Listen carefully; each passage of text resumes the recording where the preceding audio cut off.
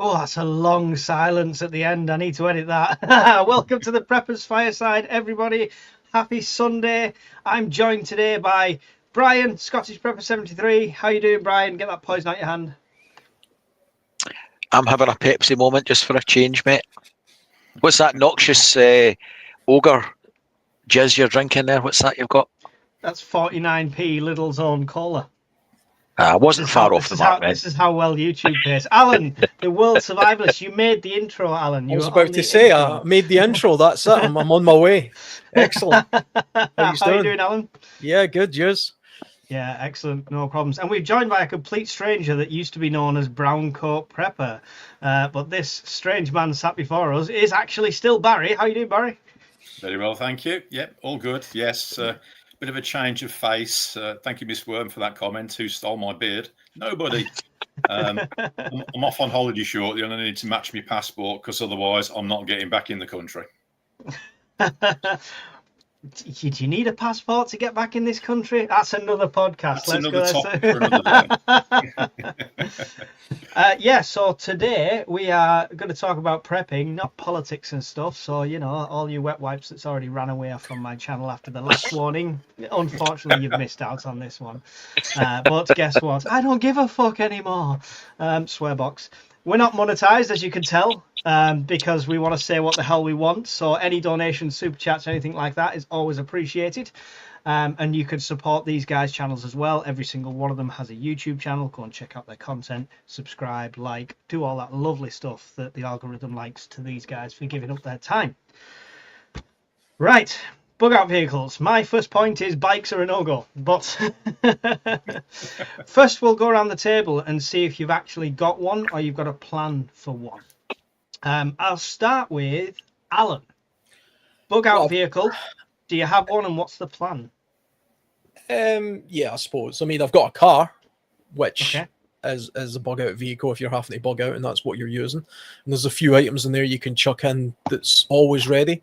I've got a motorcycle, which I think is a fantastic bug out vehicle. Obviously, it has its limitations, like all the vehicles we'll probably talk about. But I've got that. I use that for outdoor type activities, and that would be probably my go-to if it was just me.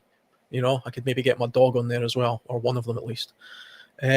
And I've got a sort of fantasy wish list of things I would like to have if I wasn't so bloody poor. You know, we'll go into the wish list ones later on. But yeah, that's great. Barry, what's your bug out vehicle? Anyone who doesn't know and who wasn't at the Scottish meet, Barry is the expert packer of vehicles. Right? Give him the smallest vehicles and the largest load, and somehow it ends up inside it. I've heard that before. Beat you to it. The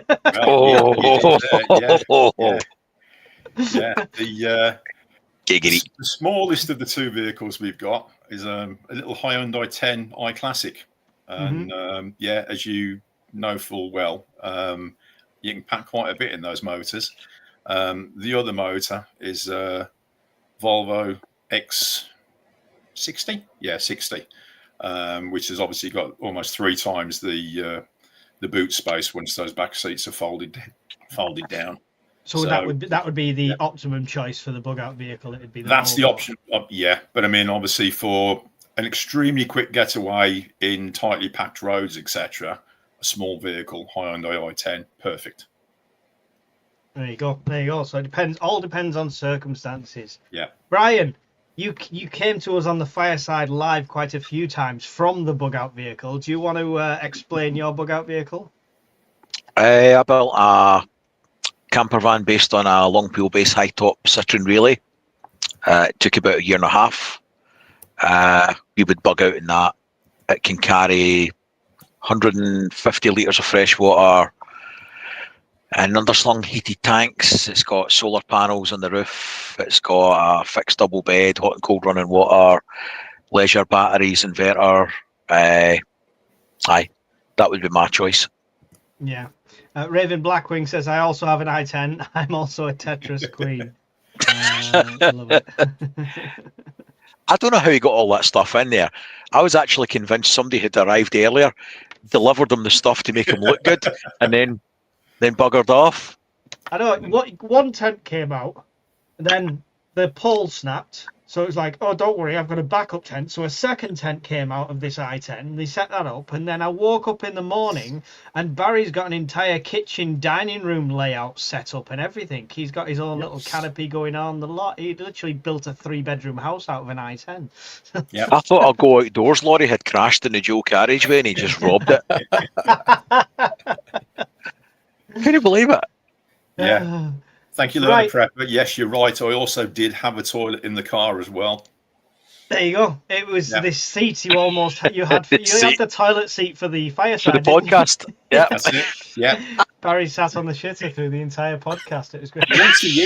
Multi-use. Yeah, it's multi-use. Trying to ask him questions, he's like, no, the lid was down. Right, so we've all got a vehicle. I've got a battery-powered Tonka toy, as we know. Plus, the missus has a diesel mocker, so we do have kind of the best of both there.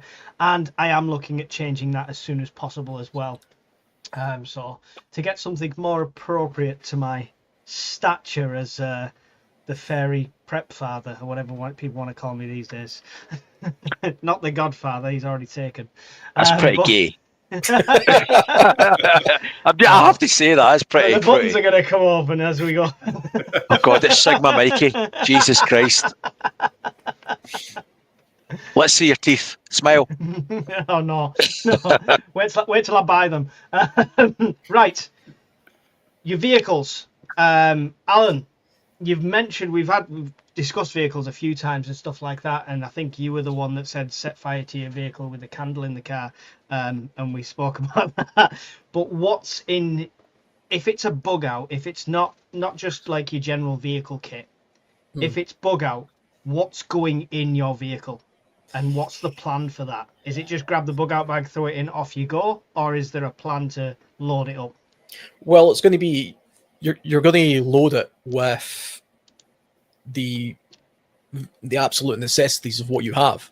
So it's going to be the same sort of stuff that you prep in your house, but it depends where you're going. I mean, where are you bugging out to? If you're bugging out to a relative's house 100 miles away, you probably don't need a year's worth of tinned food in there, you know?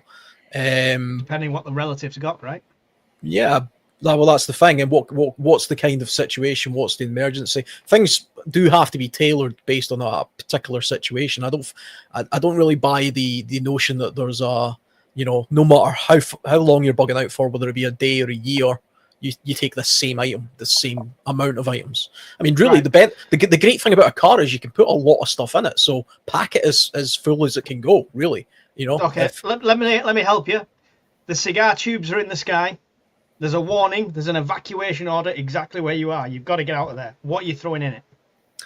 Well, in that case, it's going to be clothing, some food, a relatively small amount of water, but I'm going to take the means to filter and prepare water. So I'm going to take all of my camping gear, my outdoor gear. I'm going to take my family tent. I'm going to throw my wood-burning stove for my tent in the car because, you know, it's heavy as hell, but it's, you know, it's in a car. The wood-burning stove, didn't he? Real prepper. Cast iron. You know, I'm going to throw some cooking utensils in there as well, actually, purely because I've got the means to carry it. If I've got any additional fuel, I'm going to take that. If I'm the kind of person that has hunting equipment of any description whatsoever, whether it be bows and arrows, crossbows, shotguns, anything like that, I'm going to take all that stuff with me. And I'm probably going to take a few vital digital items as well, you know, downloaded hard drives and stuff, and backup systems and things like that. And as much cash as I've got on me. And, you know, that's probably about it, actually. I mean, I don't really need much else. How long do you think you could load that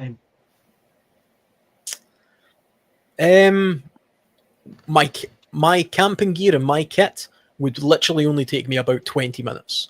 The rest of the stuff, with a bit of a scramble around, if it was just me doing it, well, the missus grabbed sort of clothing and stuff like that, maybe another 20 minutes, you know, if I'm being honest. Maybe so half an hour. 40 minutes to an hour kind of thing. Yeah, I would think so. Okay. Barry, with the I-10 Tetris, or hopefully the Volvo, if the roads are a bit more clearer, same situation. What are you grabbing? What are you packing? It's not a case of your everyday car kit, but you are it's an evacuation order. You've got to get out, and you don't know what's going to happen here. Yeah. I mean, as you saw at the meet, a lot of my stuff is stored in sort of boxes, that kind of size, and most of those are pre-packed, ready to go. So I could pretty much throw everything I need in the back of the i10, 10, 15 minutes, 20 minutes tops, and I'm on the road. Pretty much the same sort of gear as what Alan has said. Obviously, though, I'm a bit more limited on size. So more small, multi-use kit, more so than anything. But again, there's me, there's the wife. The Volvo would be the car of choice for an absolute bug out, because obviously there's more space in it. But that'd be about it. Everything like Alan's just said, and more water preferably. Yeah, excellent. And how long do you reckon packing that? I'd say 15, 20 minutes tops, because everything's already preloaded into those grey containers. It's literally I treat my card like Thunderbird 2, load in the pods and I'm off. That's it. Excellent. Love the organisation skills. Thank you, Kane, for a super chat. I've got a Honda CR500 trial bike, and through possible to get through possible traffic jams. It's a good option. It's definitely a good option with the bikes. It depends if it's you on your own, if it's your family, stuff like that. Obviously, it's always circumstance dependent, but it is a good option. Thank you for the super chat, Kane. It really does help. Brian, is the bug out vehicle pretty much loaded all the time because of what it is, or is there going to be a loading process if it's an evacuation order? How much can you get in there? Some stuff keep to yourself, but food and stuff. Yeah. 15-20 minutes for 2 adults to pack it with more kit. If I didn't think I was coming back, everything in here, apart from the tinned stuff, the wrap packs and freeze-dried food up there on the shelves, all in plastic boxes. So there's about 40 24-hour wrap packs and boxes. They would go in the garage underneath the bed in the van. Mm-hmm. I would grab a couple of Delta 2s, stick them in, a couple of sets of folding solar panels, some of the Augustin Farm freeze-dried stuff, and some other things so that I can take part in pastimes while I'm away. I've seen the steps that you've got to go up and down. I would overestimate more than 15 minutes to load. Not really, though, because the van sits in the driveway, which is above the level of the house. So I'd only be walking through the house, dumping a box up there, and then she can stick it in the boot of the van. Good. So there's like 1, 2, 3, 4, 5, 6 boxes there, 3 boxes of Augustin Farm stuffs, a couple of power banks. I reckon 15, 20 minutes. Yeah. Cool. So if anyone's like me and you are limited on space, being an urban prepper as it were, I picked up these, and you can get all sorts of different brands ones, but these are from Costco, and they're pretty Was it solid. waffles? And it pretty much folds out instantly from flat to a crate like that, right? They live in the little gap next to my fridge that nothing else fits in. So we have a drill. If it's to evacuate, 2 of them slide perfectly in side by side into her car at the back, and then everything gets loaded on top. So them 2 get loaded with as much food and water and stuff like that we can manage. It goes into them 2 crates, and that's loaded in. And we've tested that speed-wise. So just think about carrying stuff and things like that, and make sure you've got a plan in place. But yeah, really good. It's not even a video I could make, because I'd look like a complete knob with the neighbours just flinging shit in the back of the van and screaming out the street. It's fine. You get used to looking more like than usual. Thank you, Chronicles, for the £5. I assume is a super sticker. I can't see it via my dashboard, but really do appreciate that. Thank you very much. Hawkins is in there, got grab bags ready to go in the garage, 45 seconds and I'm gone. But I mean, that's a bug out bag, right? If you couldn't come back, if it's an evacuation order, that's what you've got to think of. How much more stuff would you be throwing in there? Would you be happy leaving everything else behind? Right, let's ignore what vehicles we have right now. What's the best vehicle type, do you think, for a bug out vehicle, Brian? Old is gold. So yeah, the older the better. If you've got the spare parts, if it's well maintained, and if you've got some means to work on it yourself. So think old clunky diesel engine, minimal electrics. So you don't want anything with an electric injection pump. You don't want electric injectors. You want a mechanical lift pump, inline injectors, spring actuated injectors, inline injection pump, lift pump, spare fuel filters, tin of brake cleaner, or something else flammable, easy start in case your cold start doesn't work or your battery's flat. You can bump start it. You don't need to worry about any electrics. So old Landy, something like that. But and the point is, well, the point is, it needs to be maintained. It doesn't matter how good a vehicle it is. If it's never been maintained and it's a machine, the machine's built to work. If you don't regularly use the thing, if you just keep it parked up in a garage and hope in 10 years' time it'll run, you'll run out and start the key, don't even bother. Yeah. Leaving the bug out, I have 2 Pelican cases packed with 72-hour supplies in each, food, shelter, and water and equipment. They are first in, then if time allows for more food, and then next equipment to follow. Exactly. You don't know how much time you're going to be given when this evacuation order's in, so make sure you prioritize the packing as well, because you might have to stop halfway. And if you get the kids in first, just throw that out there. So, Barry, best type of bug out vehicle do you think? Old school Land Rover Series 2. Hats down. Old school Land Rover. Yeah, old school Land Rover Series 2. Long wheelbase preferably. It's the closest picture I had. That was a Jeep Wrangler. Yeah, I'd love one of those, but they're not as reliable. Yeah. So, any reason? What's the reasons for that, Barry? You mean Barry? Barry, I said Barry. Yeah. Like Brian says. Barry. No, I'm sure you said Brian. They're easy to work on. They're basically a big Meccano kit. So if anything goes wrong with them, you can source plenty of parts for them. Reliable as hell. British Army wouldn't have had them if they weren't that good. So absolutely default vehicle for me. Yeah, cool. Alan, favorite type or best type of bug out vehicle for somebody?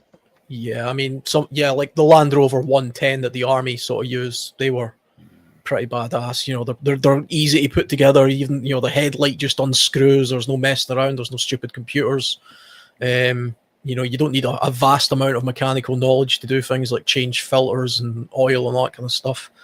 I mean, it wouldn't be. I mean, I actually really like the picture you showed, the Jeep Wrangler. I love Wranglers. I've had a Jeep in the past, not one like that, but you know, if I had unlimited money, I would buy one of those anyway, even though I know it's not as good as a Land Rover. But yeah, that's good, right? It looks good though. Yeah, I mean, the thing is, when it comes to best vehicle, I mean, you have to look at, well, what are people using in conflicts and stuff? Like the Taliban are kicking around in like Toyota Hiluxes and things like that. You know, I wouldn't go for maybe not something like that vehicle, because that'll take a bit more mechanical knowledge if you've got the skills to sort of maintain a vehicle like that. But the fuel consumption alone in that would be astronomical, probably. That's a 1975 Volvo. See, there you go. It's I like the 1,500 kilograms sign on the left as well, but big enough for my family at least. Yeah, I think anything you're going to have, though, is going to have to be off-road capable. You know, at a bare minimum. I mean, that's diesel's preferred over petrol.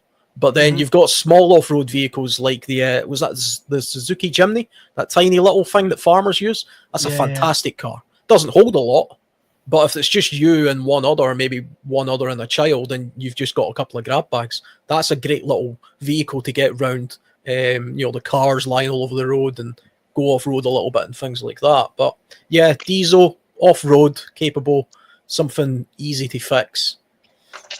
So I mean, does anyone put stock in like the military vehicles? Obviously, I mean, I'm sure John won't mind showing, like, he's shared these before at truck shows and stuff, and he has vehicles like that. Showed the Volvo there before, showed the little duck thing, which is obviously amphibious as well. Ferret, I've always liked the British Army Ferret and stuff like that. They're horrible to drive. I know. Yes, I know. Yeah, they are a nightmare. You can get conversion kits as well, though, and make them a little bit better. The problem is spare parts to maintain it as your bug out vehicle. Yeah. How familiar you are with fixing it personally. How flexible it is to on the road bodges. So if your Land Rover goes, you need a leaf spring, you can cut down a small tree, jack up the back end, and fire a sapling of some sort underneath it to keep it off the tyre. You need to be capable of Bushman fixes, and it needs to be amiable as such. So, and fuel economy, Alan touched on it earlier on. Fuel economy is a huge thing. It's a trade-off with the vehicle versus how much distance you're going to get for that valuable fuel. What about the Mad Max petrol tanker? Then you drive and you fuel around with the flamethrower on the back. See, if it was a crazy option, I'd get one of the... I can't remember what it's called. I'd build an Overlander, but I can't remember what the base vehicle's called. I think it's an MAN. Yeah. And I would build an Overlander. I would love to do that. She would kill me. She's probably watching, but she would literally kill me right now. But you can pick them up for about 40. It's a lot of money, but 40 grand for the base vehicle, and you'd probably spend about another 30 building the box. But they look brilliant. You spend that on power banks in over a 5-year period. So there's a company that sells MANHX. That's the vehicle you want to be taking a look at. Yep. Absolutely amazing. But you're talking 200 grand easy. You know, if you get it properly kitted out and all that kind of stuff. There's a few webs. Yeah. HX 4x4. It's like a truck, but it's the badass of all overland trucks.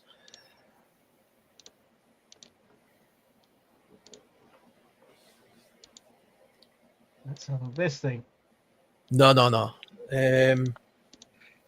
Expedition Motorhome's website. If you go into that, you'll see. That's the one. That's the one I mean.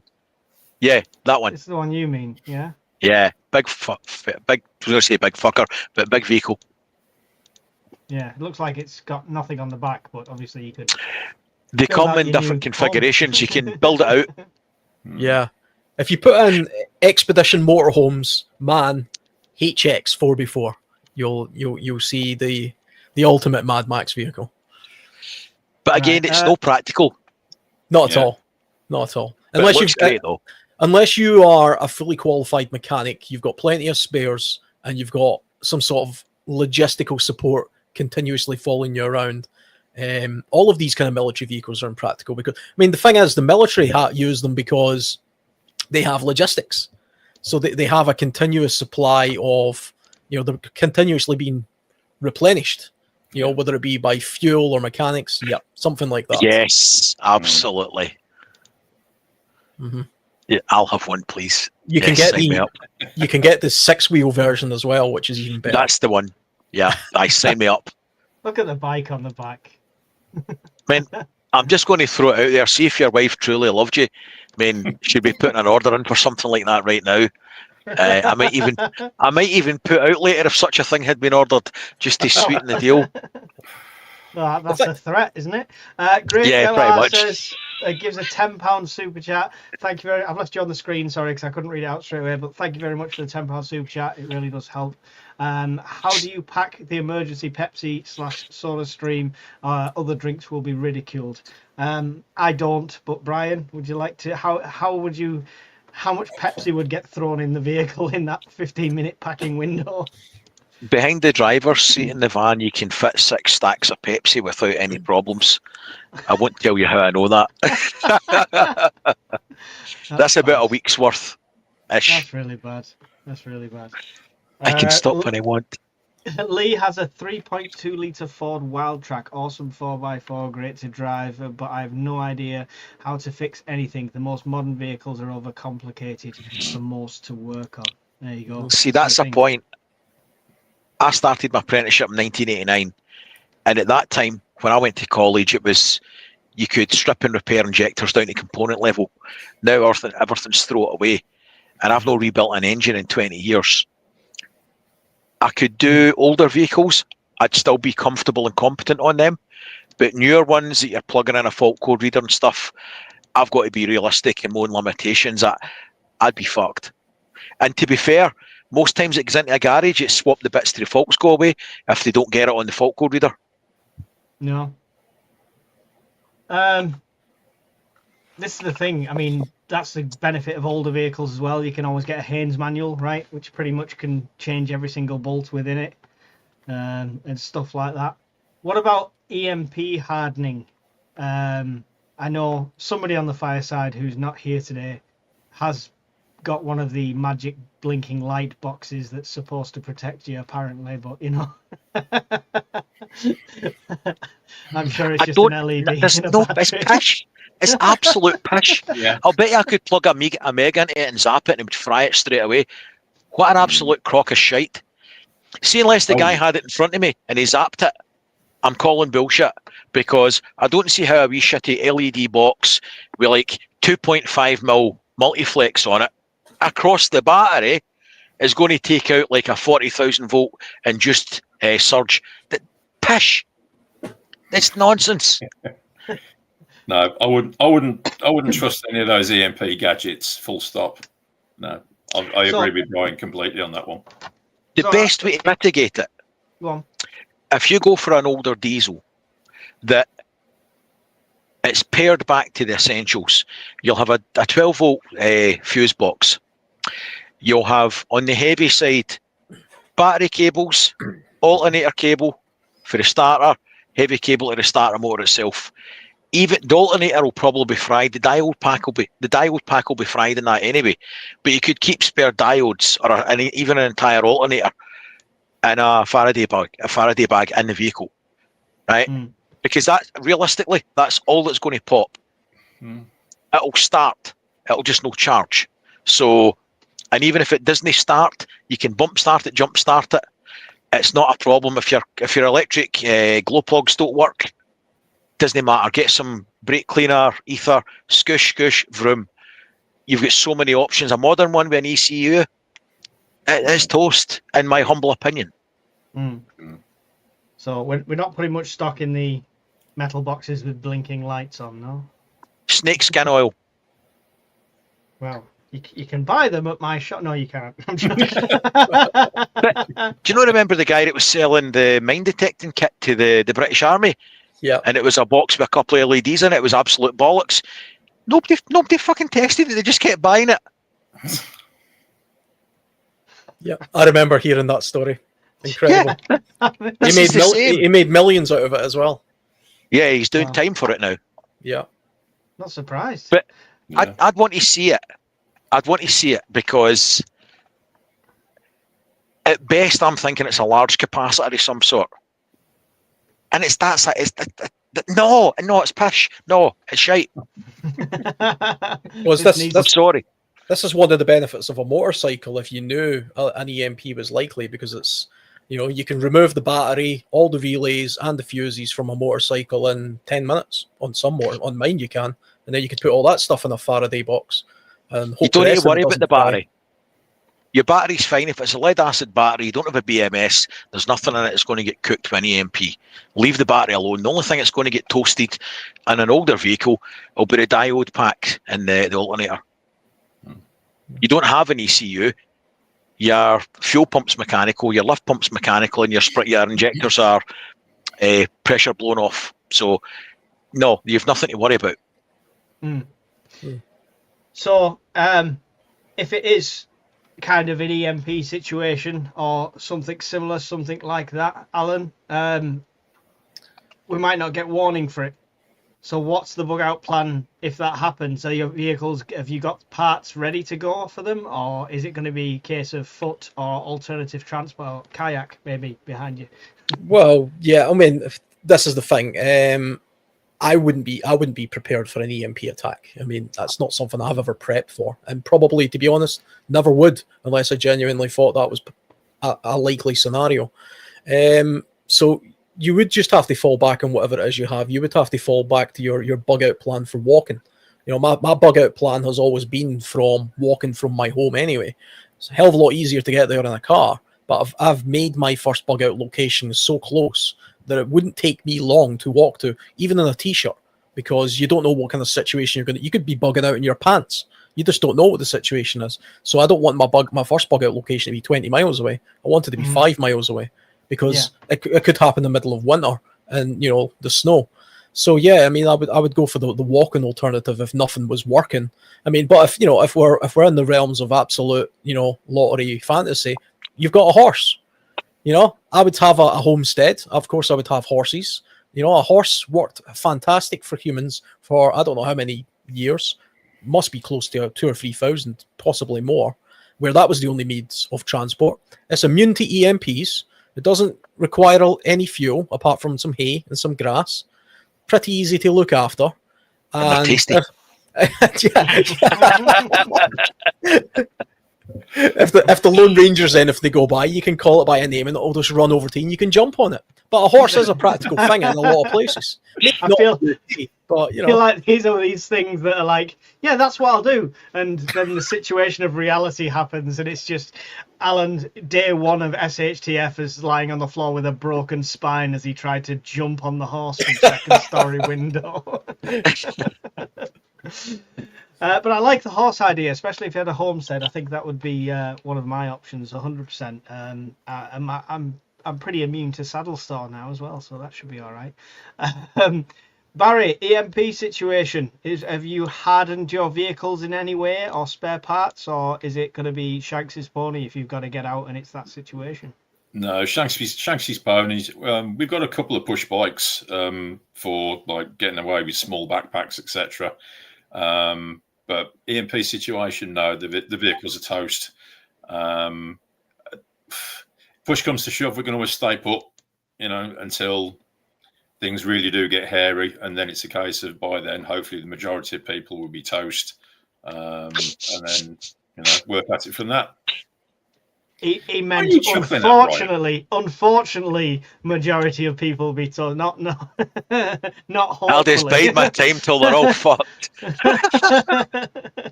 I like your thinking. So the EMP doctor on YouTube is a fraud. The question from Norfolk UK Prepper. Surely not with a name like that. Never heard of him. Well, you'll see on YouTube the perpetual motion machines and all the rest of it. Yeah. I would want to see it. I would never buy that unless he's got it right in front of me and he zaps it in front of me and it still works. Yeah. I've yet to see, if somebody wants to link me a video for later and show me one that's opened up in bits and show me what's inside it, awesome, we'll chat about it. Other than then, we're selling snakeskin oil with a sticker on it and a fucking LED. Stick it up your arse. It's full of shit. The Preppers Fireside, making friends with everybody.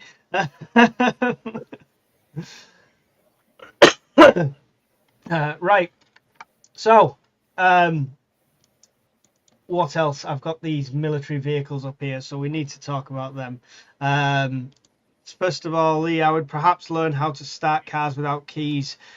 When one breaks down or runs out of fuel, you could swap vehicles. All depends really on where you're going, how far it is. I could do that with an old Vauxhall Nova, but I don't think there's many of them around anymore. Yeah, pretty much anything above sort of 2002, you're not starting that with a hot wire or any other fans.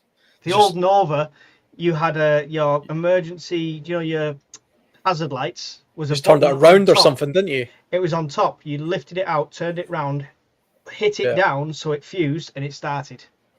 And then my mate's Fiesta Mark II, you could put any metal object into the key and turn it. Yeah. Start it. We drove his car off so many times when he was in McDonald's and stuff like that. Parked it next to lampposts and climbed out the boot and all sorts. The Nova sets a record for me for changing clutches. You can do it in situ in about 20 minutes flat. Don't even need to take the gearbox out. Pull the main shaft back with a 7mm stud, and there's a plate on the bottom of the bell housing. Drop that out, put some clamps on it, take the pressure plate off and friction plate, and drop it down. Put the new one on, slide the shaft through. It's I did so many of those for homers. Listen, this is prepping advice gold. Everyone needs to get a Vauxhall Nova. This is. Oh, they're pretty expensive nowadays. Box Yeah. ambulance.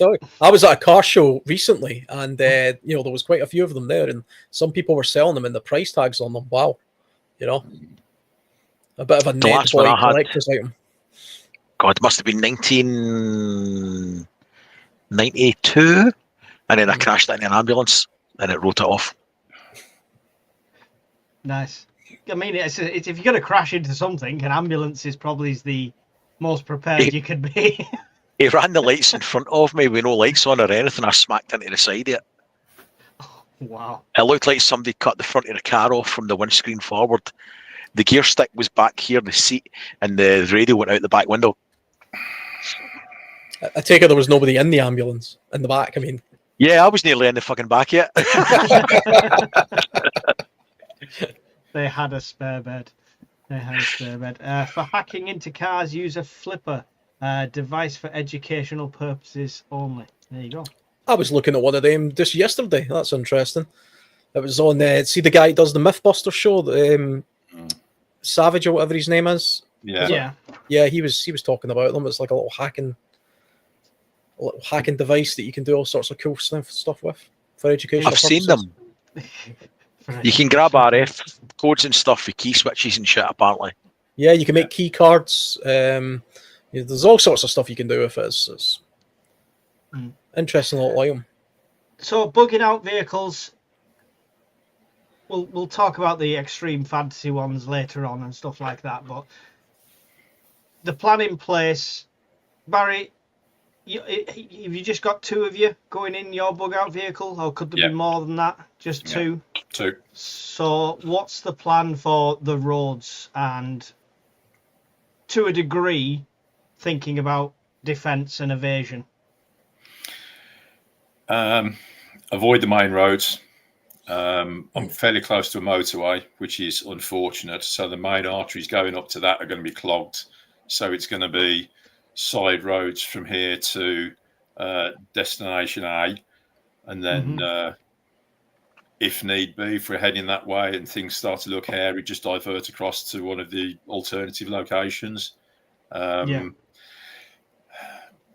Initially, we'd probably try going in the large motor, because obviously we can carry more, but if need be, we could always turn around, head back, dump out, swap out into the smaller vehicle and use that, because obviously the I-10 is probably 2/3 of the width of a Volvo, so it'll get through some quite tight gaps. But what you lose in size and width, you also lose in the off-road capability, right? I don't think I'd fancy taking the I-10 off-road to go around an obstacle. Yeah, it's not the best motor for going off-roading, but it will go on pavements quite easily. So, as long as I can get up and down the curbs, okay, just take it easy so I don't blow a tyre. Brian, that must be a consideration for you, because your bug out vehicle is quite large, substantially. Any sort of motorhome or van or something like that is quite a large vehicle. If it's clogged roadways and stuff like that, I mean, can it go off-road? What's the options there? No, it's what's there, and it's a lifeboat, but it's not an off-road vehicle. It's not going to cope with rough conditions like that. I would have to be forced to leave home. I would have to be forced, physically forced. And in that scenario, the roads and where you're going to be sent might have bearing on it. I don't know. I'd like to think if you were forced to evacuate, that the authorities, because they're so good, would have a route sorted out. But if that was not the case, I would probably head up the Carn Valley towards Fintry, and it's like single track roads. There's reservoirs, there's trees, and find some place to park up the van. The lifesaver jerry cans there, so water's not a problem. It's got solar. The power banks would be there. The portable power banks would be there. I'd have enough food probably for about 3 weeks. Do you carry the equipment to potentially deal with hazards? Because that's one way of getting around having a large vehicle. Some people have a winch fitted. Some people will carry a chainsaw for trees, stuff like that. I've got 2 electric chainsaws, and I'd take them with me because the power banks could run, because I've tried them, they could run both the chainsaws. Push come to shove, there's ratchet straps in the back of the van. if you don't mind damaging it, tie it around a bottom cross member, cut things into logs, and just reverse back and pull them out. Mm-hmm. Yeah. So if the roads were clogged. Having the means to overcome an obstacle is key when you've got a bigger vehicle, sort of thing. Alan, the bike's a great option for a bug out vehicle, but it's going to be difficult getting the whole family on it. We see, this is the thing. I would have a genuine decision to make, right? Because I'm a 2-car household, and I've got a motorcycle. Baby. So, yeah, I mean, it would be a case. I mean, if we were bugging out genuinely in vehicles, why take 1 car if you're a 2-car household? You would take 2 cars. You know, because you're doubling your capacity for space. It's extra security. If one breaks down literally at the side of the road, you can all pile into the next one. You know, it makes sense to take everything you possibly can. That being said, though, if we were in a situation where the roads were absolute havoc, we're talking sort of 28 days later, zombies running around and stuff, I would consider putting everything into the car and having, you know, the wife drive the car with the kid in it, and me on the bike going ahead and then coming back and forth and kind of doing it the way military convoys do with a motorcycle, because that allows me to nip ahead, see what's going on, make quick turnings around, come back and sort of work that way. And it's an off-road motorcycle, so I can go off-road at a very, very maximum push. It's obviously a motorcycle takes 2 people, and you could get probably a child in the middle up to maybe, I don't know, 11 or 12 years old. So you could get sort of 3 people on a motorcycle in an absolute emergency. So I just have to pick my favourite child. Well, yeah, I mean, that's the thing. I mean, how big is your family? Daddy, wait, Dad. It's like that with everything. It's like if you've got 10 kids, then yeah, the family car is not going to have a lot of preps in it because it's just taken up by kids. But or your dogs. Who saw me going to the meet with my entire family will realise this. It was literally on the laps, the equipment, and that was just for a weekend. I would definitely say though, if you're in a 2-car household and you both drive, take both cars. It makes no sense not to. You know. See, it depends. It would all be situational dependent, obviously. Obviously, yeah. I've got the EV, and we've got her car. Now, her car, full of diesel, will get us to bug out location A, B, and C, right? Mine will get us to A, almost to B if I'm on the A roads and I'm braking a lot, and it'll never get me to C. So we could take 2 vehicles, but one would have to be ditched at some point. So it would only benefit of the supplies we used on the journey, if anything. Yeah, an EV is a bug out vehicle unless you had a means to sort of pull up and charge that and all this kind of stuff. I can't really see the benefit of an EV as a bug out vehicle. I don't think the tech is there for that, and especially in a grid down type situation. An EV could be a great vehicle if you're bugging in, because if you can, even if you're slow charging it through solar and stuff like that, whether that even if that takes you 3 days to get 10 miles worth of range or 20 miles worth of range, that's a water where you could fill the entire car. So it has got a place in the situation, I think, definitely, but mine hasn't. I want it to somebody to steal it. Another thing you could do. You're talking about the EV. Eventually, it's going to run out of juice because it's only getting you to B. Now, who's to say that you don't literally pack that EV full of every bit of prep you have in your house, every bit of food, everything you have, run it as far as it can go, it dies, and then bury all that stuff somewhere that you remember. You might never come back to it, but at least you know it's there, and it's a couple of 100 miles away from the thing that you're bugging out from. So yeah. You know, I mean, I carry part of my kit that goes over the top of them crates is a large camouflage net, purely if I had to pull in somewhere and mask the car and stuff like that. So I've not got a camouflage pattern car. Her car's a silver car, so it's got quite a lot of glint. So even if we were just bedding down for the night, to cover that up could make the difference in attracting attention and stuff like that. So who do you have close by? Not sure. Has Alan never seen a Greek family on a scooter? I've seen a family of 5. Yeah, Truth. I've been to Thailand a couple of times. I tell you, they'll get a whole family on a moped, no problem. You know, if they can do it, you know, I can do it. How do you get around military checkpoints, choke points such as downed bridges, let alone the vehicles littering the roads as they run out of fuel? So that is the worry, isn't it? That's the worry. I mean, I'll go first on this one. Every bug out location I've got 3 routes to. One's main roads, one's B roads, one's a nightmare and barely passable, but you could do it. So it's a case of depending on the situation. And if all 3 are blocked and there's no thing, you've got to adapt. You know, this is the whole point of being a prepper. You can plan as much as you want, but that might go wrong at some point. Interesting saying military checkpoints as well. I wonder what the situation is there. But Barry, what about obstacles and stuff like that, down bridges, cars littering roads? Obviously, you said you had the option of the smaller vehicle, but take any tools along to like help you along the way? Not really, just sort of like the basics, obviously, for like swapping out tires if anything happens to those. Shovel, I've got camo net, got 2 lots of camo netting, and also a dark sheet, because obviously you see my little motor, it's bright red, so you know that needs to be camouflaged. So I've got a dark sheet that goes over the top of the motor first, then camo netting over the top of it as well. It hides quite easily. For avoiding checkpoints and rerouting, I've got a custom printed ordnance survey map with all my destinations marked on it.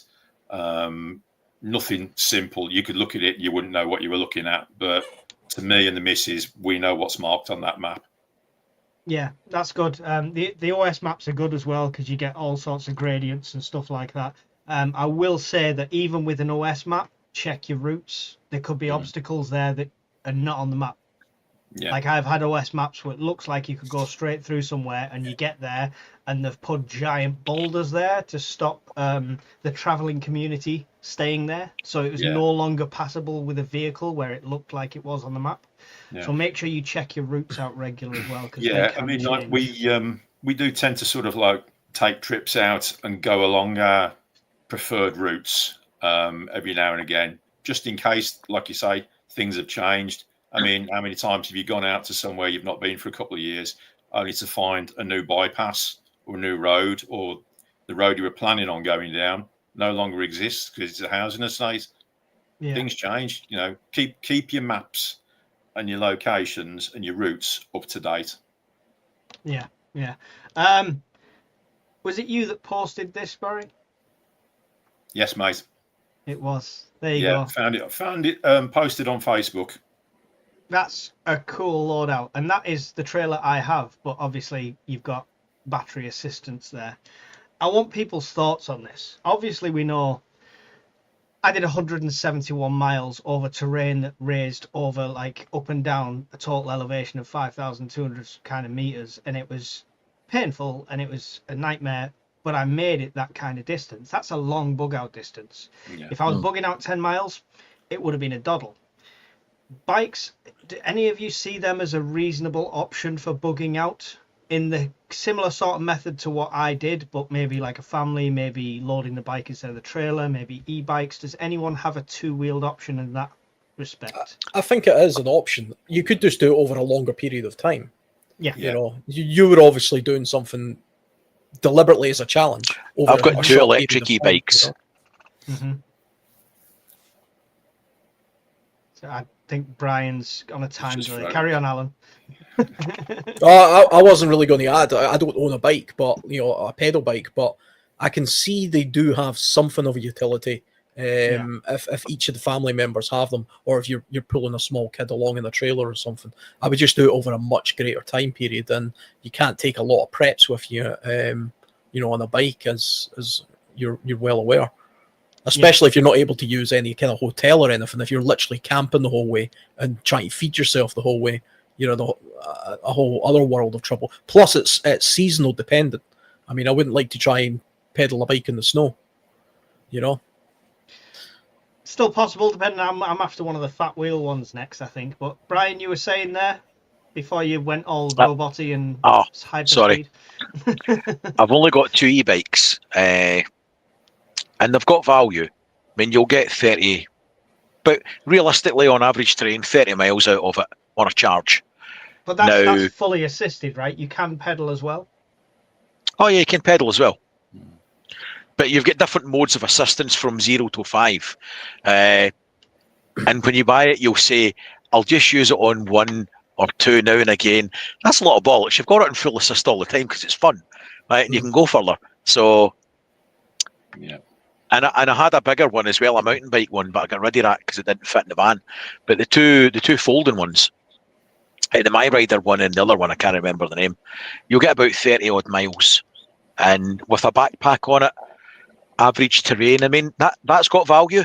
That really is an option. And if you watch Mispronounced Adventures, he did the My Rider bike that I've got with an Anchor C1000 power bank and folding panels, and he did the Great Glen Way.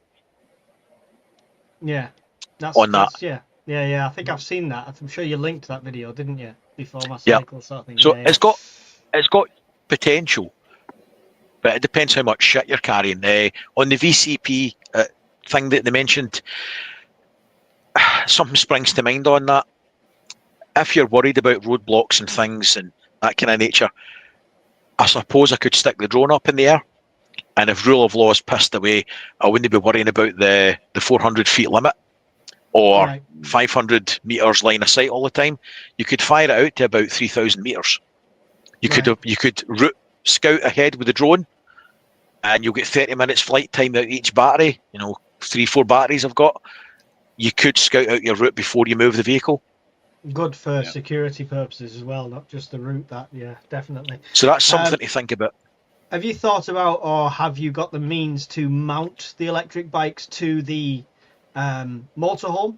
So, like when you get to a destination, you've got a way to get around without moving the van the whole time.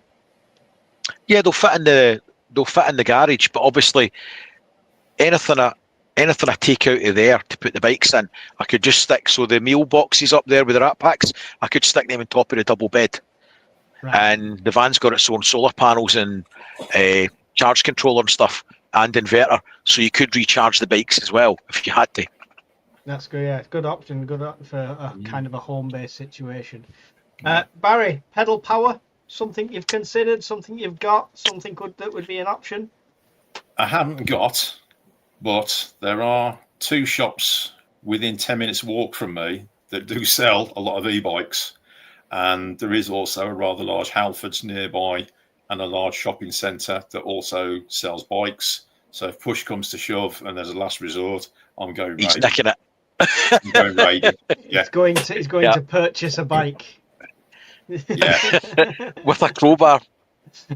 Universal key. Yeah, that's the one. Yes, I mean, you like say, you know my thoughts on it. Alan, pedal power, did you say? Yeah, I mean, I don't own a bike, a pedal bike. I do think they have a place though. I would say though, like, see, if you already have pedal bikes and things like that, then just make sure you've got one of these bike racks that goes on the back of your car and take it anyway. I mean, you might use it, you might not use it. It'd be nice to have. So if you have that, this is the beauty of a car. You can put a lot of things on it or in it. My car has roof racks because I have kayaks, so I've got the means to tie things to my roof. Buy a roof box because it's just more gear you can take with you, Have all these things on your car anyway. Brian actually reminded me of something as well. A van is actually a pretty good bug out vehicle to have, just a transit van. I mean, not only can fill it with shit. You could fill it with shit, but I mean, you can put a motorcycle in the back of that, your whole bloody family, and a hell of a lot of preps. And it doesn't go off road unless you have some sort of modified one, but it's basically the size of a car anyway, kind of. I could do anything with a van that I could with a car. About 6 meters. Yeah. So a transit van or something would be a good option. I've even considered buying a transit van purely because it's a good way of recovering my motorcycle if I break down or something, but I've never got around to doing it. Yeah. It is. I think I'd like a van, but I think I would end up converting it into a camper, and then it'd be useless as a van. And then I'd want another van, so it defies the point. Talking about fuel in the chat, they were I'll do that. I got a liquid transfer pump for about £25 on Amazon, talking about obviously scavenging fuel on the way around, stuff like that. JP said we have 3 rider for the bikes and 2 drivers for the cars. You need to go solo, or can you go as a group? There we go. Could not get that out at all. Yeah, I mean, you'd want to go as a group, right? Yeah, as a convoy. Convoys are always better. That would always be the better option if you could, definitely. Norfolk Prepper, I can bug out on a motorbike within 15 minutes and last for 2 weeks with everything. With panniers and top box filled, tent on back, bug out bag on back. Why not? Yeah, I'm the same. My bike is fully set up. If I was just bugging out myself, I've got 2 20-litre panniers. I've not got a top box at the moment, but you can, with a dry bag, it's basically the same. I am going to get a 30-litre top box for it, and yeah, I could easily get a couple of weeks worth of stuff on there as well, including all my camping gear and stuff. And if I was bugging out to a cache point, well, then it's just as long as your caches last. As an individual, motorcycle is a really great option. Yeah. JP says bikes in the immediate evacuation order. How far do you need to go? If the nukes are landing, probably is not a good idea. It would obviously depend on timescales and stuff like that. I mean, what kind of speeds can you get on the electric bikes, Brian? If the range is 30 miles at full assist, how quickly can you get 30 miles? Legally? They're restricted. No, without rule of law, we're talking about. You'll get about 30, 40 miles an hour. Theoretically, you'll get about 30, 40 miles an hour out of it if you wanted to. And that's where a 250 watt motor.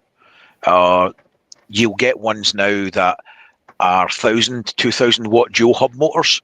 See, for a bug out vehicle, an e-bike is an excellent option.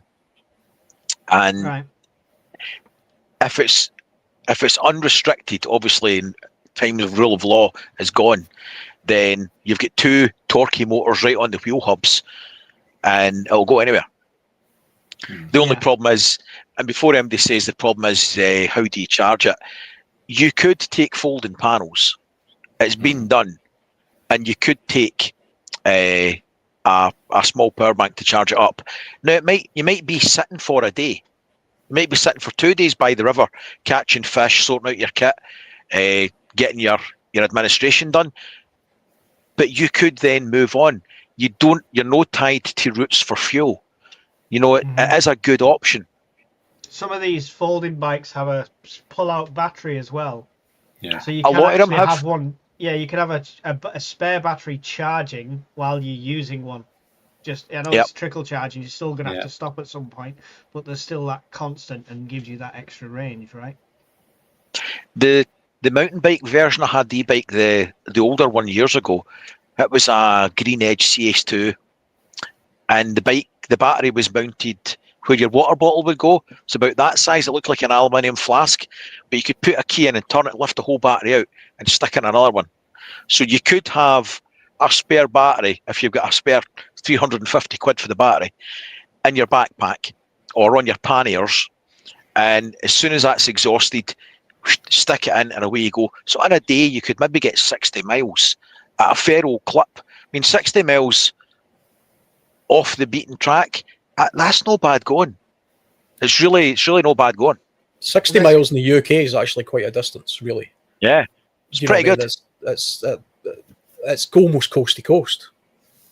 Yeah, in places, definitely. I mean, the thing is, I mean, I'd happily redo my challenge with an e-bike just to see, and the charging times and stuff like that with spare batteries, and see how much difference that is. All you guys just need to chip in a tenner each. There's 11,000 subscribers, so there you go. It's sorted. I use Barfang electric conversion. What? Sorry, just a quickie. If you look at a guy called Dude Stuff, he specialises in e-bikes that he builds and he reviews, and that will give you a cracking idea of what sort of shit's out there for preppers. Cool. There you go. Good recommendation. Amphia said I used the Banfang electric conversion kit on my 26-inch wheeled mountain bike steel frame I welded together back in 1993. There you go. I've seen the conversion kits. I wondered if I could buy one on the go halfway on that cycle. I wonder if Amazon would drop me off an e-bike conversion kit in the middle of nowhere. Cargo bike, I will be doing a review when it arrives. 200 kilogram load weight. Be interested to see that. I'd interest to see you going up a 14% gradient with that. E-bike is on my shopping list in SHTF. Happy shopping, as it's called hereabouts. Come shopping with me. Yes. Doing his supermarket sweep. There we go. Just checking the comments here, catching up. There are pull-out solar panels now, very thin, but a couple of 100 watts, says Rift Security. I mean, that's you talked about the folding solar panels not being the cost-effective option, Brian, but that is the situation where spending a bit more money on a good quality branded fold-out one would be worth it, right? It would come into its own because, and again, I can't help but feel, if you're bugging out with an e-bike, you'll get a day. And see, the next day, you're probably going to need to lay up someplace and stick it on charge and get it charged up again. And if you'd like an Anker C1000 white, like the guy had done in his video, you'll get a charge in it in a day. So you could have a day passively fishing by the river and getting some more preps in, and then away you go. So it might take you an extra day to charge it and move on, but you've got in the summertime, you've got an infinite power source. Problem's going to be wintertime. You're not going to charge it. But then again, you've still got the option of adjusting the assistance on the bike. Because it's wintertime and you know you're going to struggle to recharge it as often, take the assistance down a bit. If you're on the flat, take the assistance off. Yeah. It's only a button press. Yeah. No, yeah, it makes sense. Extend the battery life as much as you can. JP said for an immediate evacuation order, we would take 2 motorbikes and the Sprinter van for the kids and non-riders, then head back home for long-term preps after scenario, if possible, then regroup. There you go. Sounds like he's got a full action plan in place there. It's good to see JP back. It's been a while. Isn't 60 miles the furthest in the UK that you can be from the coast? I'm not sure. As the crow flies, but it might take you 60 miles on a circuitous route to get the 30-40 miles coast to coast. Thought it was, something's telling me it's 75 miles. There's a place in the UK, if you stand in the middle, it's 75 miles each direction or something, but I'm not sure. The problem for us will arise, like the route Mike went, it's over hill and dale. So if you're avoiding people in arterial routes, that 30 miles that you would do in a day as the crow flies, it might take you 60 miles to do the same route, avoiding problems. Yeah. So what about larger vehicles if we're talking about big groups? That's the question as well. I've seen converted single-decker buses. I've seen converted double-decker buses into full-scale houses. Obviously, we've all seen the Mad Max fuel truck and stuff like that. Larger vehicles present their own problem getting through traffic and stuff. But, you know, put a big sweeper on the front. It should be all right. What's it called? The bull... Snowplow. The snowplow thing, yeah. It's got another name, but I can't remember off the top of my head. But what, bull bars? Like bull bars, but you know, the whole train size one on trains is an option as well. But larger vehicles, Brian, if it's a group, if we're talking SHTF and you've already established that little group, your brothers round, your family's round, you've got a good pile here, is it going to be 10 scavenged cars, or is it worth it then putting it together and getting like a bus or something to transport the people, especially if there's not as physically able people there as well? It's a single point of failure. It's a single point of failure. the roads in the UK, especially when you go off the beaten path, they're shit. So the risk versus reward isn't in it. You might be having to go through a route that, if you've not scouted it properly, you've got a low bridge. You can't get through it, or it's country tracks and you're getting stuck and you can't manoeuvre. A car or a small van, you might be able to get into an overtaking place to get past the odd obstruction. And it's easier to reverse a 6-metre van than it is a 32-foot bus. So there's advantages. Cowcatcher. Yeah. That's the name. That's what I was trying to think of. Rifts thought it was cow splatter, then Gal said cow clearer, then cow plow, but it is cowcatcher. That is the name of it. That's the one I was trying to think of that slipped my mind. Barry, Heart says yes. Yeah. Heart says no. Yes. Head says no. So would it be more singular vehicles and convoying where you can, you think? Yep. 2 or 3 vehicles. So myself taking the van, wife taking her car, and then my brother and his family taking a couple of cars. If you get punctures or a catastrophic mechanical failure, you could distribute the party amongst the remaining vehicles and the kit.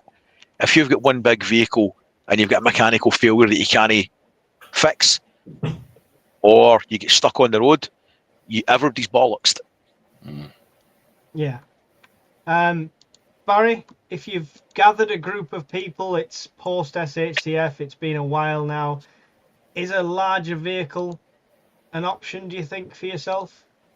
No, I agree with Brian. Multiple vehicles, they're smaller, more manoeuvrable, and you're not relying on a single point of failure. If one motor goes, you can always pile people into various other motors. So, yeah, multiple vehicles, definitely a winner. I'm disappointed in all of you that you don't want to get a bus and play the A-Team music and then, get it. I'd love to, but practical wise, I mean, round here, you wouldn't get a large motor around our roads. That'd get stuck, no problem round by me. So I used to fix one of them for a mate of mine, Harbiston International School Bus.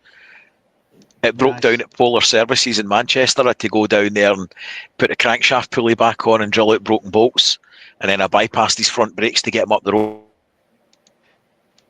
I mean, that's a Preppers Airbnb. I could see a situation where a bus could be of some benefit. I mean, no marauders are going to try and take your supplies if they see you coming down the road in that.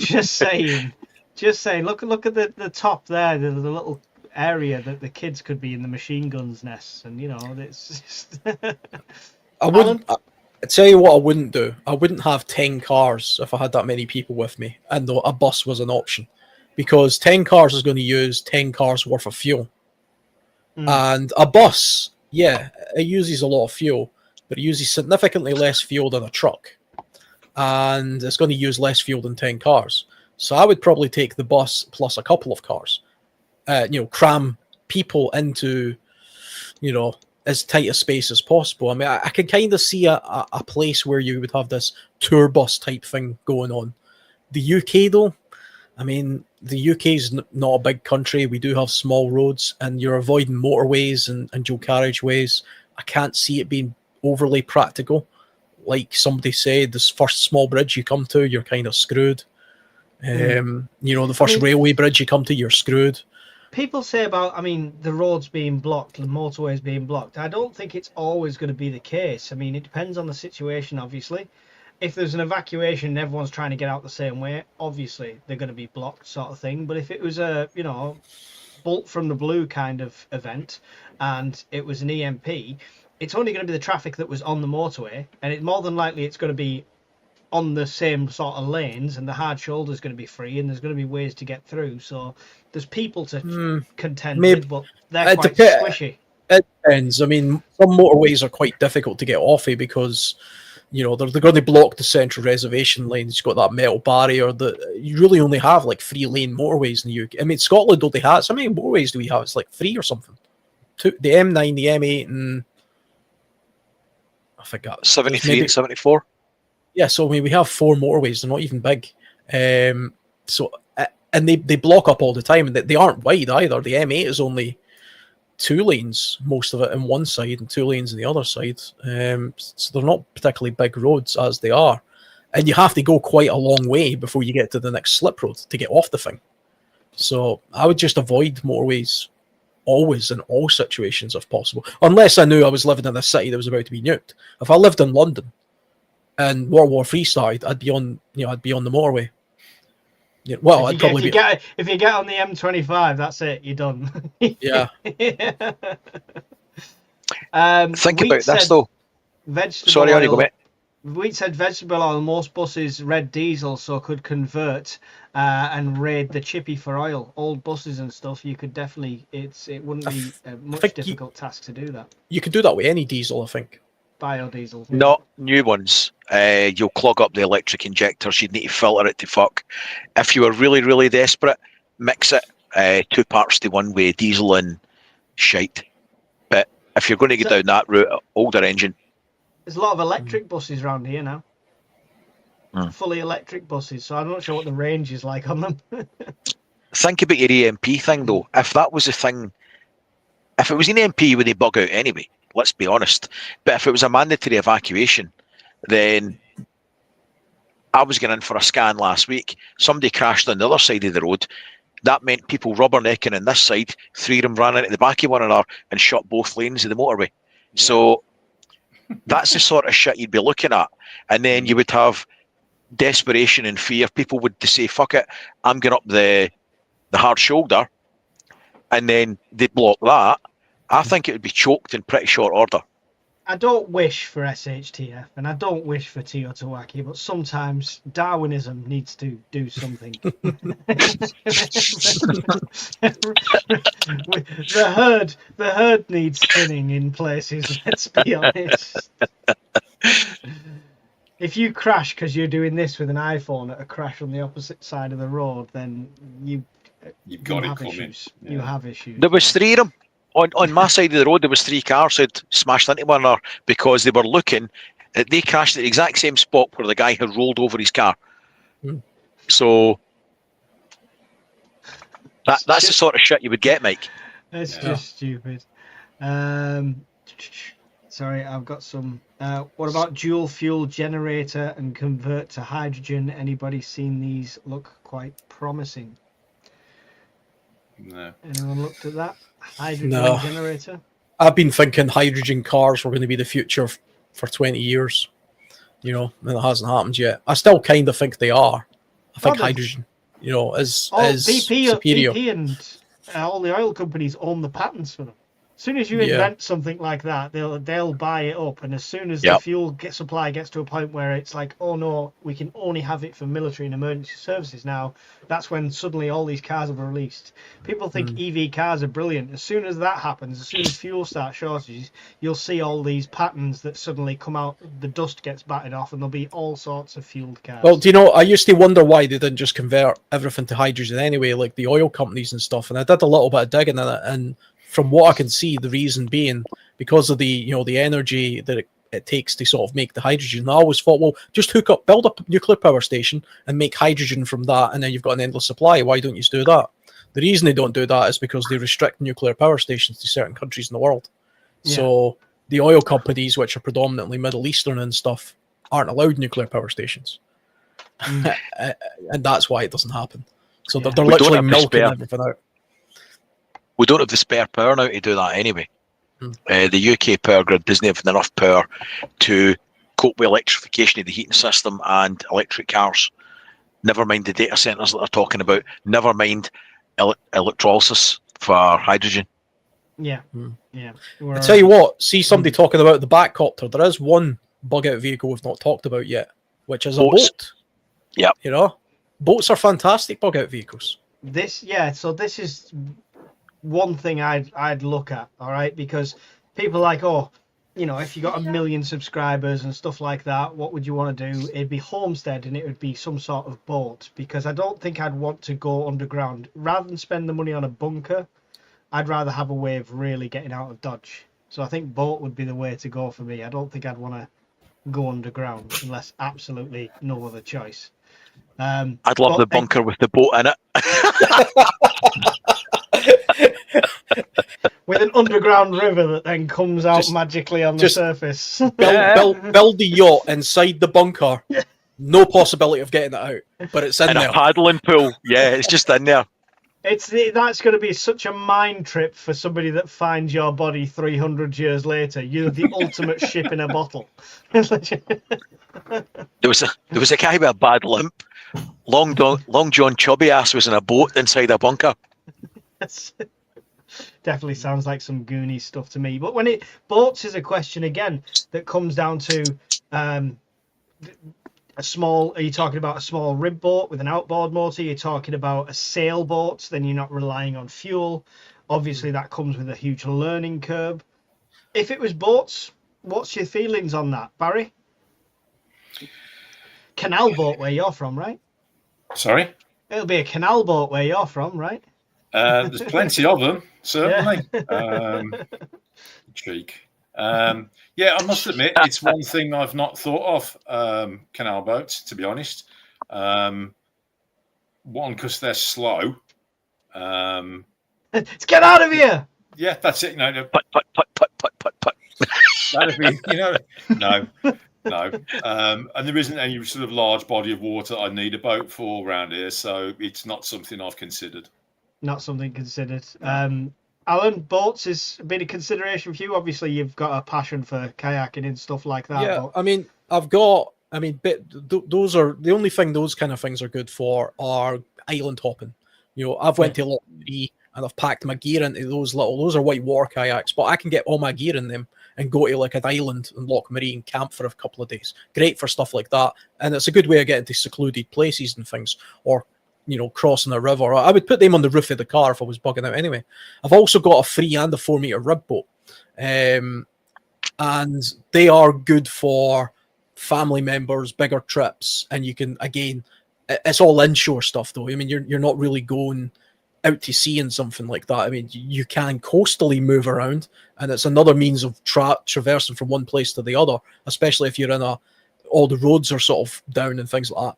And, you only need a sort of a 9 horsepower outboard on a 4 meter rib, and you can put 3-4 people on that plus your gear, and you'll get a long time out of the fuel. They're very fuel efficient. And if that fails, you just bloody row the thing. A canal boat, I like watching those YouTube videos because I harbour this fantasy of selling up my house one day when the kid grows up and living on a canal boat. But from a security point of view, I mean, a canal's not exactly wide. They don't move very quickly. So, I mean, it's not very deep either, so they can walk to you. It's good for sort of getting off grid. It's a good off grid solution, but it's a bad bug out solution. Yeah. A sailboat, though, I mean, anybody who's ever watched sailboat YouTube videos of people who live on these things, they're entirely self-contained. I mean, they have reverse osmosis machines where you can purify water from the ocean. You can stay out to sea for damn nearly a year before you have to come in and like you remove all the barnacles and that kind of stuff. And if you're in warmer waters and you have diving kit, you can do that at sea. You can fish very easily, catch food. Rainwater's not a problem. A sailboat, we are on an island. And a sailboat is a very, very practical way of bugging out of harm's way. Nobody's nuking the sea, despite what, some of the propaganda videos say. That's just not happening. But again, that comes down to sort of fantasy money. I'll be long dead before I can afford a sailboat.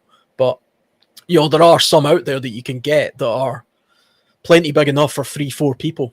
You can be surprised at some of the prices you can get them for cheap as well if you're willing to put the work in and stuff like that. And going to a less coastal place and buying somebody's boat that's been stuck on the drive for 6 years and the wife's sick of it, you can get a bargain as long as you're willing to transport it. Brian, boats ever been a consideration? Yeah, I love the water, 100%. We've had boats for years. Because I was working a lot, didn't get a chance to use them. So now just kayaks, and it's only shitty kayaks now. But you can get a lifting keel trailer sailor, maybe a 22 or a 28 footer for circa 3-4 grand. And you're looking a little 6 horsepower long shaft outboard on the back of it. Don't get an inboard that would use up too much space. But I mean, for less than, I know it's a lot of money, but 10 grand's 10 grand. Between £4,000 and £10,000, you could buy the boat and kit it out. Solar panels on the top, bags of storage in it everywhere. as an option. And a lot of training, a lot of boating clubs will do training as part of your membership. Solar panels on the top is the way to go for me. Yeah, Nice. nice big This catamaran. would be, Yeah, nice. this is the Timaran, not a catamaran. It's smaller sort of thing. And what's anyone have a famous reference for this boat or this type of boat? Waterworld. Yes. Look at that. That's the end of the world boat. That's what we need. That's the way to do it. I tell you what, see, if you're looking at a very small, affordable boat with an outboard, fully kitted out, that can fit 3 or 4 people, and you get some kit on it, and you just want to do coastal stuff, there's a website called Mini Fisher. I've been looking at these. It's a fully purpose-built little boat, fits in a driveway, buy it with the trailer, and it's called a Mini Fisher. Take a look at those. They're fantastic little things as a possible bug-out vehicle, I would say. Okay. What kind of size are we talking, though? The words mini always put me off with the size of my family. I don't know. Well, you get 3 or 4 adult men on it fishing, and it's got a tiny little cabin which you can actually sleep in and stuff. So it's weather contained as well. It's actually called Mini Fisher. They have a Facebook page and stuff. I only came to mind there because I've looked at this before, not as a bug out vehicle, as more of a going camping and getting drunk and fishing vehicle, but you know, as you do.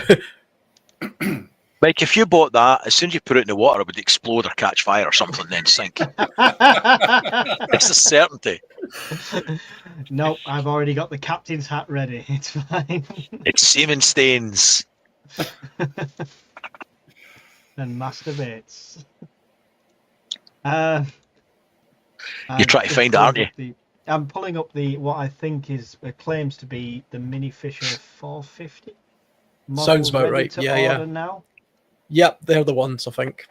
I mean, I can't see me living on that with my family. I'm close enough to them in a 3-bedroom house. I mean, they'd definitely just end up being me on there. The thing is, though, it looks a bit like a Shetland 535. That little boat can get 4 adult men on it, and you can fish on it for a couple of days. That suggests you could sleep on it if you need to. And it's incredibly affordable. That's the only reason I looked them up originally, is because they're far cheaper than the next competitor, like a similar sized vessel. You're paying 40-50 grand. That thing, I'm sure, is only like 8 grand or something, or maybe even less. See if you go to eBay or Facebook Marketplace and run a search for Shetland or a Galaxy. I can't remember the Galaxy model, but it's a split cabbed one. But you'll get a Shetland 535 or something like that, which is the same size. We no engine on it in the trailer for about 600. I mean, look at this. We talk about it's not that expensive when you're looking at. Why is it not showing the page I'm on? That's weird. There we go.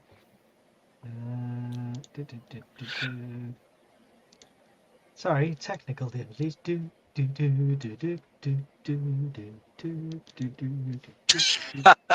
Yay, lift music. There you go. I mean, Girl from Ipanema. That's what that tune was. That's what it's called. No. That's this is 230 quid. It ends in 1 day's time, but I mean it needs some TLC, but I mean if it floats and it's got a sail and it's got space, there's options there that are not overly expensive, right? That's the whole point here. So if you've got a room to work on it and you're relatively handy, or even willing to just have a go, YouTube's a good resource for people that haven't done shit before. Somebody will have done it, and you can just pause it and do it. I'd love to do it. I'd love to do that. Would a dinghy not be in large supply? not at this side, south of the border. Not at this side. No. I mean, there should be loads of them knocking about, right? So a good place to get if you're looking at ribbed boats, sort of 4 meter, 3 meter, that kind of stuff. There's a website, a company called Boat World. I've seen their stuff. I've used that's where I get mine from. They're fantastic. They're decent sized tubes on them as well, huh? Yeah, really good materials, and for the price point, they're far cheaper than like the crazy prices that you get on But these marinos. I see that, like you say, as like an island hopping thing. I can't see me living on a rib boat and stuff like that. You know what I mean? Unless you like jerry rig some sort of tent to it. I've not got a picture of that. I've got a picture of somebody that's done it with a pickup truck. But something like this. Well, you can buy tents for them, Mike. Yeah, you can actually get tents for rib boats, and you can even use a tarp. They go over it. Yeah, there's a guy I follow who lives in the Isle of Man, and he camps on his rib sometimes, and he uses a British Army basher and just literally goes on it and sleeps on it. It's pretty cool. But we are only talking about bucket vehicles. You're talking about living on something. I mean, that's a different. That depends what you're bugging out to. If I'm bugging out to the United States, it's quite a sale. I wouldn't want to live in my car either, but it's one of those things. Hopefully, you're going to a place, but if you're bugging out forever, then a sailboat would definitely be the way ahead, I think. I mean, I just figured if you could get off land for 30 days, then when you come back, the zombies have eaten You'll fit a lot of kit in it. The zombies have eaten themselves. The Jimmy Savile ninjas have all took care of the rest, and there's only the odd prime running. Think about the blue barrels. See, with like a 4 meter rib, and there's a couple of people in it. You've got a shitload of space for your barrels. You've got them lashed down. A couple of canisters of fuel. You could coastal hop till you find some place, or there's an abundance of islands that you could go to as well, and ride it out there for your 30 days. I mean, you're talking push come to shove, 30 rat packs. It's not taking up a huge amount of space. Yeah. You bear in mind, I mean, just for me, the family doesn't have to eat. It's fine. 30 rat packs. They'll be fine. They'll be fine. I've never done any. Going? I've never done any proper videos on it, but there is actually a couple of videos on my channel of me using my rib and an inflatable kayak from Lidl of all places, and two of my friends at Loch Marie, and we spent nearly 4 days island hopping Loch Marie. And the dinghy, you'll see it in the video, is just full of crates of beer and camping gear and barbecue food and the essentials. Then we literally we just packed it to the gunnels. You know what I mean? But if you were more intelligent about it and you weren't just drunkenly paddling around Loch Marie like we were doing for days, you could do something with it, I think, and you could definitely get out of harm's way, especially if you live somewhere like Loch Marie, which is a great hiding place. We do not condone drunken island hopping in any states. Well, let's not be hasty. I think we are running out of time. I'm just making sure we've not got any questions in the chat. If you've got any, get them in very quickly now before we end. There was one from Amphib who says question, but sometimes it says question and it's a statement. But anyone consider using IR illuminator vehicle bulbs and night vision to drive in complete darkness without being seen? Anyone? I've not tried it, but I do have it. But I don't have the bulbs in the van. But I have got IR illuminators as secondary sources if you were going to go active for your night vision. Yeah. But I wouldn't make a video of it because I don't think Plod would take too kindly to it as a scenario. Well, as long as you're doing it, on a bit of private land somewhere, and car parks are fine. Car parks. Excuse me, driving in the dark, officer. Look, I can see this much. Till I'm blinded by your blue flashing lights. What was that bump? Oh, it's just a hobo. It's fine. The expendable ones. Anyone else looked at that? No. That would be so cool on a motorbike, though, Alan. Build your night vision into the helmet that comes down and turn it into night mode. I feel so Batman if that was the case. Yeah, I have actually. I've driven with night vision before, and it's actually hard to do because the depth perception and stuff is different. That's kind of all off. So it's not an easy thing to do. And also Brian running over hobos. Yeah, I mean the other thing as well, you would have to jerry rig your bike so that the light went off. Most motorcycles now you can't actually the headlight's on all the time. It's like a running light, so you would have to disconnect that as well somehow. Yeah. Pull the fuses. Yeah, you would have to pull something or do something that's I probably still wouldn't know. I can't envision it being that necessary, to be honest. There you go. But I think it'll be cool, and you should make a video out of it. Would look cool, yeah. Right. We've got 102 people still in here, up and down, it fluctuates. But Barry, can you tell them about your channel and what's coming next, and explain the beard again? The lack of, yeah. Okay, first things first, the elephant in the room, the beard. Basically, I'm going on holiday shortly. I want to look like my passport so I can get back in the country. No jokes about boats, folks. Yeah, and the channel, it's basically novice prepping from a starting point of view. There's only a couple of videos up on there at the moment, but actually tonight's conversation has given me a few ideas for another couple, and I've been making some notes. So yeah, there might be some more videos coming shortly. So when Barry's arrested next week for driving down the M6 with infrared lights in a boat. In a boat. Alan, tell us all about the World Survivalist, please. Yeah, the World Survivalist channel. At the moment, it's predominantly just it's mostly camping videos and wilderness type videos. I do kit reviews. I'm trying to do some more preppery type stuff in there, and I've been doing some more outdoor survivalist type based stuff. So how to make traps, how to build certain shelters, that kind of stuff. And so I've got a few up and coming videos for that, and hopefully after Christmas, I've got some bigger plans for the channel as well. So more content to come. Excellent. Go and check out Alan's channel, World Survivalist. Some great videos on there. I love your camping in the snow with the Lavu. That was a good one. Well, that was my most popular. I think that was my most popular video actually. I've got a couple of those ones, but I love that. Winter camping, that's fantastic. Well, you're going to be our guide, Alan, when you take me and the cripple winter camping at some point this year. Yeah. Tell you what, that Lavu with a wood burning stove out in the snow, there's nothing better. There you go. So you'll be in that, and I'll be in a leaky $5.99 little job next to you. On fire. Tune in, guys. It'll be a great fireside. Brian, we already know they're already subscribed, but please tell us about Scottish Prepper 73. Try and keep on topic with things that may be a problem for the future. Predominantly power related, as I tend to think we're in for a bad time with the grid, and anything in between that pops up. Last video was basically nobody's coming to save you, and why, and your responsibilities as a parent or a partner.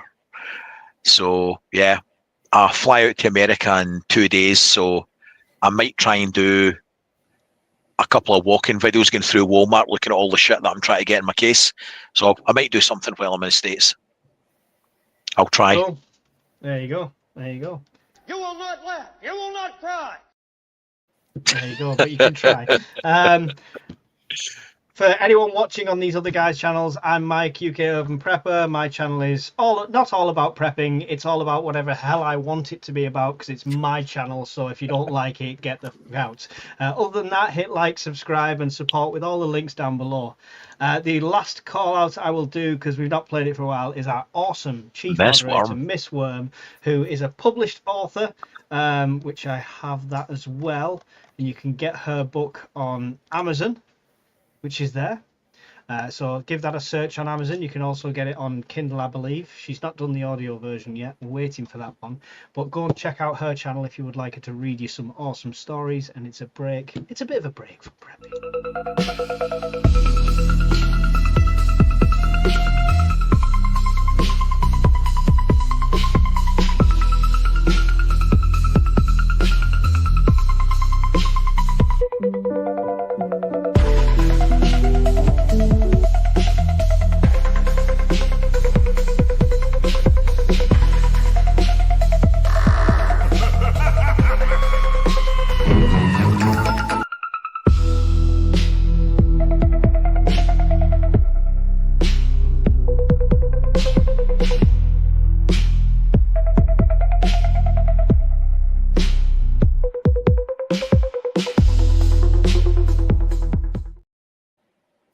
There you go. Thank you, Miss Worm, for all you do here, as well as on Discord as well, keeping everyone in check over there. And to Evil Girl, who is now forced to be managing 1,200 people over on our Facebook page, which is absolutely insane. Thank you for all the moderators and everything you do. It's really appreciated. From me, the last thing is, you want to meet me, you want to meet all the guys. There's still tickets for the Scottish Prepper Meet 2026. I know it's not even 2026 yet, but they will sell out fast. We expect it to be a complete sellout, so don't leave it to the last minute. Come on down. Great laugh last time. Speak to anyone that was there. They will tell you, and they'll highly recommend it. So make sure you don't miss out on the tickets.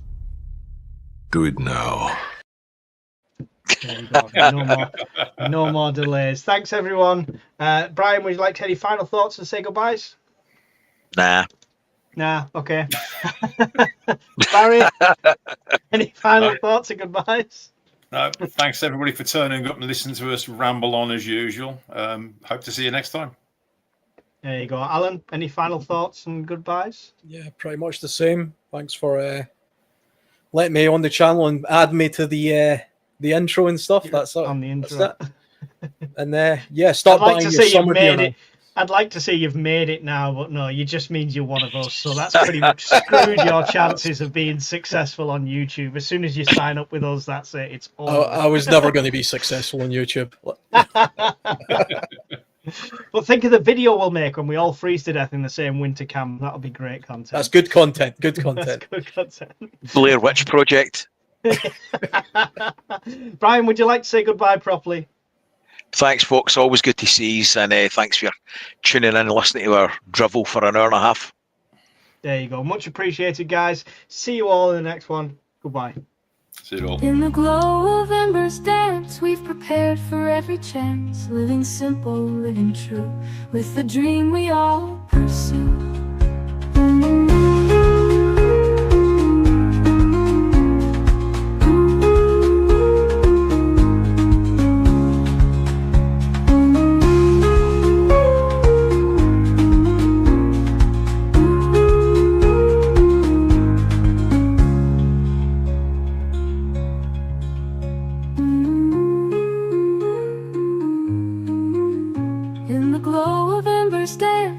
Prepared for every chance, living simple, living true, with the dream we all pursue.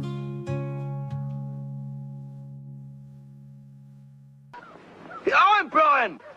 I'm Brian! I'm Brian! I'm Brian! I'm Brian, and so's my wife! Right, take him away and release him. No, I'm only joking. I'm not really Brian.